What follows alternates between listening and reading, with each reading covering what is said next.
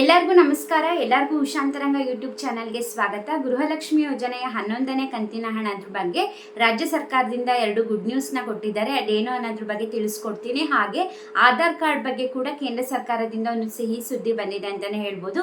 ಇದೆಲ್ಲದ್ರ ಬಗ್ಗೆ ಮಾಹಿತಿ ತಿಳ್ಕೊಬೇಕಂದ್ರೆ ವಿಡಿಯೋನ ಸಂಪೂರ್ಣವಾಗಿ ನೋಡಿ, ಯಾವುದೇ ರೀತಿ ಸ್ಕಿಪ್ ಮಾಡ್ದಲೆ, ಆಗ ನಿಮಗೆ ಪೂರ್ತಿಯಾಗಿ ಇನ್ಫಾರ್ಮೇಷನ್ ಗೊತ್ತಾಗುತ್ತೆ. ಯಾರೆಲ್ಲ ಫಸ್ಟ್ ಟೈಮ್ ಚಾನಲ್ ನೋಡ್ತಾ ಇದ್ದೀರಾ, ನನ್ನ ಹೆಸರು ಉಷಾ ಅಂತ. ಉಷಾಂತರಂಗ ಯೂಟ್ಯೂಬ್ ಚಾನಲ್ನ ಸಬ್ಸ್ಕ್ರೈಬ್ ಮಾಡ್ಕೊಳ್ಳಿ. ಹಾಗೆ ಪಕ್ಕದಲ್ಲಿರೋ ಬೆಲ್ಲೈಕನ್ನ ಕ್ಲಿಕ್ ಮಾಡಿ, ಅವಾಗ ನಾನು ಯಾವುದೇ ಹೊಸ ವಿಡಿಯೋ ಹಾಕಿದ ಕೂಡಲೇ ನೋಟಿಫಿಕೇಶನ್ ಬರುತ್ತೆ. ವಿಡಿಯೋನ ಮಿಸ್ ಮಾಡ್ದಲ್ಲೇ ನೋಡ್ಬೋದು. ಹಾಗೆ ಈ ವಿಡಿಯೋ ಇಷ್ಟ ಆದರೆ ವಿಡಿಯೋಗೊಂದು ಲೈಕ್ ಕೊಡೋದನ್ನ ಮರಿಬೇಡಿ. ನೀವು ಲೈಕ್ ಕೊಡೋದ್ರಿಂದ ಯಾವುದೇ ರೀತಿ ದುಡ್ಡು ಕಟ್ಟಾಗೋದಿಲ್ಲ, ನಿಮಗೆ ನನಗೆ ಮೋಟಿವೇಶನ್ ಸಿಕ್ದಂಗೆ ಆಗುತ್ತೆ. ನಾನು ಮಾಡ್ತಿರೋ ವಿಡಿಯೋಸ್ ಇಷ್ಟ ಆಗ್ತಿದೆ ಅಂತ. ಇದೇ ರೀತಿ ಹೆಚ್ಚು ಹೆಚ್ಚು ವಿಡಿಯೋಸ್ ಮಾಡೋಕ್ಕೆ ಪ್ರೋತ್ಸಾಹ ಸಿಗುತ್ತೆ. ಹಾಗಾಗಿ ಪ್ಲೀಸ್ ವಿಡಿಯೋಗೆ ಲೈಕ್ ಕೊಡೋದನ್ನ ಮರಿಬೇಡಿ. ಬನ್ನಿ ವಿಡಿಯೋನ ಸ್ಟಾರ್ಟ್ ಮಾಡೋಣ.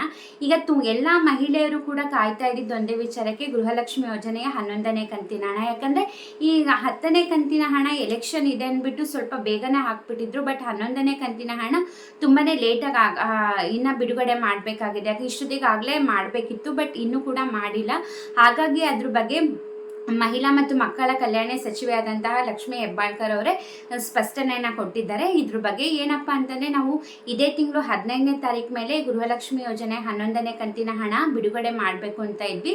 ಬಟ್ ಕೆಲವು ಸಮಸ್ಯೆಗಳಿಂದ ನಮಗೆ ಬಿಡುಗಡೆ ಮಾಡೋಕ್ಕಾಗ್ತಾ ಇಲ್ಲ. ಸೊ ಹಾಗಾಗಿ ನಮಗೆ ಇನ್ನೂ 1 ವಾರ ಟೈಮ್ ಕೊಡಿ, ಖಂಡಿತವಾಗ್ಲೂ ಈ ತಿಂಗಳೊಳಗೆ 11ನೇ ಕಂತಿನ ಹಣ ಬಿಡುಗಡೆ ಮಾಡ್ತೀವಿ ಅಂತ ಹೇಳಿದ್ದಾರೆ. ಯಾಕಂದರೆ ಗೃಹಲಕ್ಷ್ಮಿ ಯೋಜನೆ 11ನೇ ಕಂತಿನ ಹಣ ಎಲೆಕ್ಷನ್ ಇದೆ ಅಂದ್ಬಿಟ್ಟು ತುಂಬ ಬೇಗನೆ ಬಿಡುಗಡೆ ಮಾಡಿದ್ರು. ಹಾಗೆ ತುಂಬ ಫಾಸ್ಟಾಗಿ ಎಲ್ಲರಿಗೂ ಕೂಡ ಆಗ್ತಿದ್ರು. ಬಟ್ 11ನೇ ಕಂತಿನ ಹಣ ತುಂಬಾ ಲೇಟ್ ಆಗ್ತಾ ಇದೆ.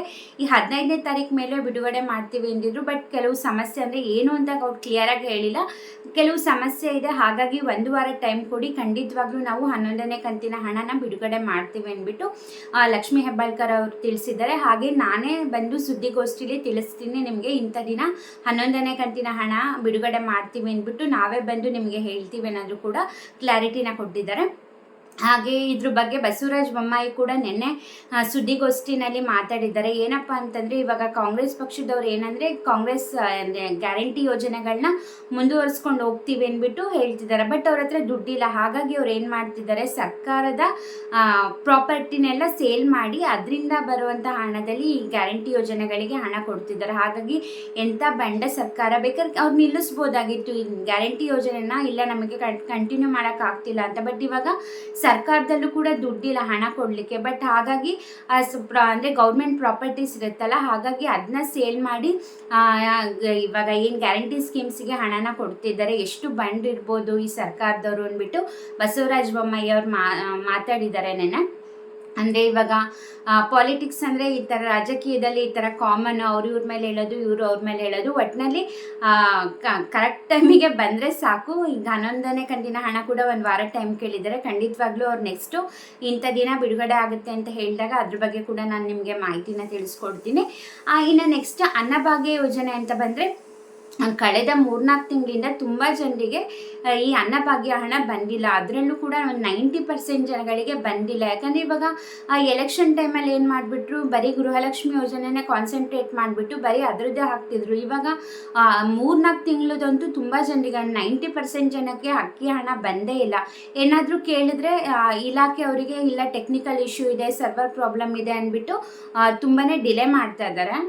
ಎಲೆಕ್ಷನ್ ಟೈಮ್ ಇದ್ದಾಗಲೂ ಅಷ್ಟೇ, ಎಲೆಕ್ಷನ್ ಟೈಮಲ್ಲಿ ನಾವು ಹಣ ಬಿಡುಗಡೆ ಮಾಡ್ತೀವಿ ಅಂತ ಹೇಳಿದರು. ಆವಾಗೂ ಅಷ್ಟೇ ಎಲೆಕ್ಷನ್ ಇರೋದ್ರಿಂದ ನಮಗೆ ಟೆಕ್ನಿಕಲ್ ಇಶ್ಯೂ ಬರ್ತಾ ಇದೆ, ಸರ್ವರ್ ಪ್ರಾಬ್ಲಮ್ ಬರ್ತಿದೆ ಅಂತ ಸ್ಟಾಪ್ ಮಾಡಿದ್ದಾರೆ.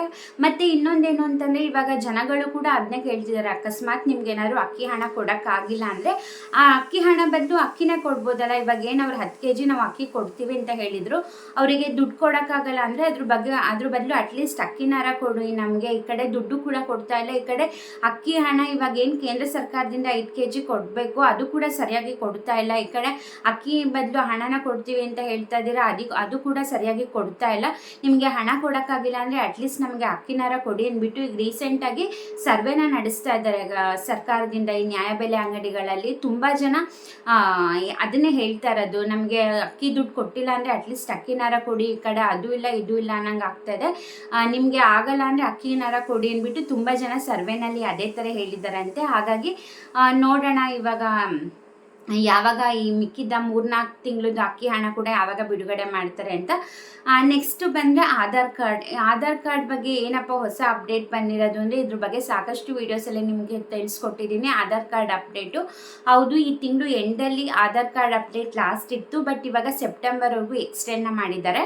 ಜೂನ್ ಎಂಡ್ವರೆಗೂ ಲಾಸ್ಟ್ ಡೇಟ್ನ ಕೊಟ್ಟಿದ್ರು, ಬಟ್ ಇವಾಗ ಸೆಪ್ಟೆಂಬರ್ 14ನೇ ತಾರೀಕುವರೆಗೂ ಲಾಸ್ಟ್ ಡೇಟ್ನ ಎಕ್ಸ್ಟೆಂಡ್ ಮಾಡಿದ್ದಾರೆ. ಹಾಗಾಗಿ ಯಾರ್ದೆಲ್ಲ ಆಧಾರ್ ಕಾರ್ಡ್ ಮಾಡಿಸಿ 10 ವರ್ಷ ಆಗಿದೆ, ಅಲ್ಲಿವರೆಗೂ ನಾನು ಏನು ಚೇಂಜಸ್ ಮಾಡಿಲ್ಲ, ಹಾಗೆ ಇಟ್ಟಿದ್ದೀನಿ ಅಂದರೆ ನೀವು ಆದಷ್ಟು ಬೇಗ ಹೋಗಿ ಇದು ಏನದು ಅಪ್ಡೇಟ್ನ ಮಾಡಿಸ್ಕೊಳ್ಳಿ. ಯಾಕಂದರೆ ನಿಮ್ಗೆ ಅದು ಒಂದ್ಸತಿ ಅಪ್ಡೇಟ್ ಆಗಿಲ್ಲ, ಕ್ಯಾನ್ಸಲ್ ಆಯಿತು ಅಂತಂದರೆ ನಿಮಗೆ ಗೌರ್ಮೆಂಟಿಂದ ಬರೋ ಎಲ್ಲ ಸ್ಕೀಮ್ಸ್ಗಳ ದುಡ್ಡು ಕೂಡ ಕಟ್ಟಾಗುತ್ತೆ. ಎಕ್ಸಾಂಪಲ್, ನೀವು ಅನ್ನಭಾಗ್ಯಗೆ ಅಪ್ಲೈ ಮಾಡಿರ್ತೀರ ಅಥವಾ ಗೃಹಲಕ್ಷ್ಮಿ ಯೋಜನೆ, ಇದೆರಡೇ ಅಂತಲ್ಲ, ನೀವು ಸರ್ಕಾರದಿಂದ ಬರುವಂತಹ ಯಾವುದೇ ಸ್ಕೀಮ್ಸ್ ಆಗಲಿ ಯಾವುದು ಕೂಡ ತೊಗೊಳಕ್ಕಾಗೋದಿಲ್ಲ. ಹಾಗೆ ಆಧಾರ್ ಕಾರ್ಡ್ ಅನ್ನೋದು ತುಂಬಾ ಇಂಪಾರ್ಟೆಂಟು. ಈಗ ನೀವು ಎಲ್ಲೇ ಹೋಗಲಿ, ನೀವೇನಾರ ಗೋಲ್ಡ್ ಪರ್ಚೇಸಿಂಗಿಗೆ ಹೋಗಲಿ, ಏನಾರ ನೀವು ಏನೇ ತೊಗೋಬೇಕಂದ್ರೂ ನಿಮಗೆ ಮೊದಲು ಕೇಳೋದೇ ಆಧಾರ್ ಕಾರ್ಡ್. ಈಗ ಹೊರಗಡೆ ಹೋದಾಗ ಯಾವ್ದಾರ ನೀವು ಹೋಟೆಲ್ಸಲ್ಲಿ ಉಳ್ಕೊತೀರಾ ಅಂತ ಅಂದ್ಕೊಳ್ಳಿ, ಎಲ್ಲೋದ್ರೂ ಕೂಡ ಮೊದಲು ಆಧಾರ್ ಕಾರ್ಡೇ ಕೇಳೋದು. ಸೊ ಹಾಗಾಗಿ ನಿಮ್ಗೆ ಇವಾಗೇನು 50 ರೂಪೀಸ್ ಕೊಟ್ಟರೆ CSC ಸೆಂಟ್ರ್ಗಳಲ್ಲಿ ಹೋಗಿ ಮಾಡಿಕೊಡ್ತಾರೆ. ಇನ್ನು ಸೆಪ್ಟೆಂಬರ್ವರೆಗೂ ಟೈಮ್ ಇದೆ.